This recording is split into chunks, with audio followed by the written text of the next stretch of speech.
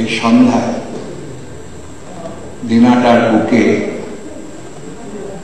একটি স্মরণীয় মুহূর্ত সৃষ্টি হল। কিছু 12 মাসে 13 লোক এই বইটি লিখেছেন। তা আমাদের কল্যাণে, সমাজের কাজে লাগে যাতে, সেই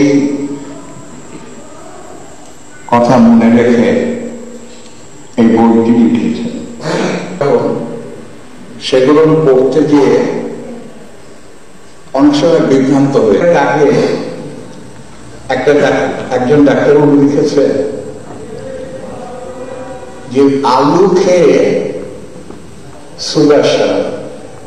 আর একদিন আমি শুনে এসেছি আলু সুগারের পক্ষে অত্যন্ত ক্ষতিকারক। এই মজার মজার জিনিস, এগুলো আমার কাছে মজার ব্যাপার ওদের মনে হয়।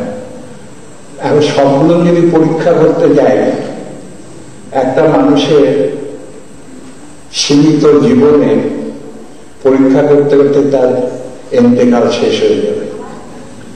তা যাই হোক, এই যে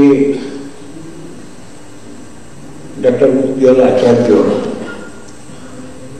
আজকে অনেক মাননীয় চিকিৎসককে এখানে হাজির করিয়েছেন, তার লিখিত বইটি প্রকাশ করেছেন, অনেক নাগরিকও এসেছে। তাহলে চিকিৎসা শাস্ত্র আজ কোথায় গিয়ে দাঁড়িয়েছে? আমরা যারা মহারাজার হাসপাতালে ওষুধ খেয়ে বড় হয়েছি, সেই ভুতুর বলে একজন লোক ছিল, পার্টিশনের ওপাশ থেকে ডাক্তারবাবু বা কম্পাউন্ডার বহু চিৎকার করে বলতেন, ভুতুর কমল গেল, ওকে নীল বোতলের এক দাগ, লাল বোতলের আর এক দাগ, এই করে ওষুধ আমাকে দেওয়া হতো। ভুতুর চট করে কাগজ কেটে 4টে মাত্রা করে ওষুধ দিত। এই চিকিৎসার মধ্যে দিয়েই মহারাজার আমলে আমাদের জীবন শুরু হয়েছে। সেই সময় দুটো চরিত্র আমাদের খুব আকৃষ্ট করেছিল। চন্দ্রবাবু কম্পাউন্ডার, গার্লস স্কুলের পাশে তিনি থাকতেন। এই চন্দ্রবাবুর যৌথ ভূমিকা আমাদের আকৃষ্ট করত।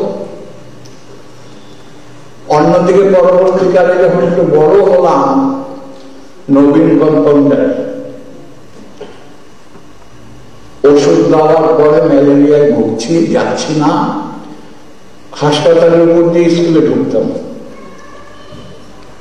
খপ করে ধরে ফেলল, তুই ওষুধ নিয়ে গিয়েছিস, আর তো আসিস না বলে টানতে টানতে নিয়ে গিয়ে নবীন কম্পাউন্ডার সেই একটা কাছের এরকম গ্লাস ছিল, 1 গ্লাস তিতো ওষুধ খাইয়ে দিল।